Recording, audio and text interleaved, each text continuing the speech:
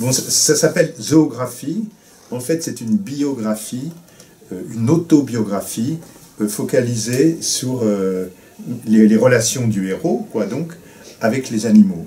Uniquement, essentiellement, c'est-à-dire que tout au long de sa vie, il raconte ce qui s'est passé avec les animaux. Et c'est très important parce que, au fond, des tas de choses fondamentales de sa vie, eh bien, lui sont venus des animaux. Et je pense que c'est pareil pour beaucoup de gens. C'est un enfant qui est...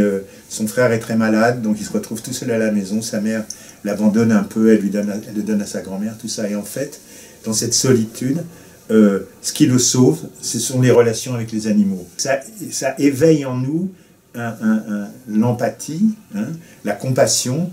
Quand on voit tuer des animaux, il y a la compassion qui naît. Et donc, en fait, ça... donc la compassion, l'empathie, l'amour, c'est très proche, hein, n'est-ce pas? Et donc en fait, lui, il est éveillé à cette compassion, à cet amour, avec les animaux. Donc là, pareil, je pense aussi que ça, tout le monde le vit, et que tout le monde peut écrire sa propre zoographie. Notre rapport à l'animal, il est fondamental, d'autant plus, et c'est pour ça peut-être qu'il y a du souffle dans ce bouquin, c'est que en fait, les animaux sont en train de disparaître. Ça crée un sentiment de perte, de fragilité, de se dire, tiens, le monde tel qu'on le connaît est en train de s'escamoter, c'est un monde sans animal. Et donc, cette zoographie, finalement, presque malgré elle, elle se transforme en un requiem. La manière dont je l'ai écrit, c'est vrai qu'il y a un mélange de romanesque, d'autobiographique, de roman autobiographique, quoi.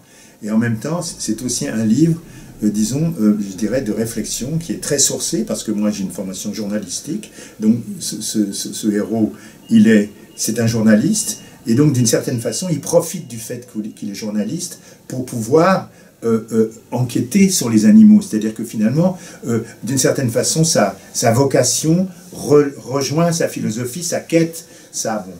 Et donc ça d'un seul coup, ça s'associe dans le récit, quoi. Mais il y a aussi parce que moi j'aime beaucoup certains types de romans, d'écriture, bon c'est surtout aux États-Unis, c'est-à-dire c'est ce qu'on appelle la non-fiction romanesque, quoi. C'est-à-dire le roman qui est aussi un roman qui réfléchit sur son époque, qui réfléchit sur son temps, qui n'est pas simplement une belle histoire, quoi.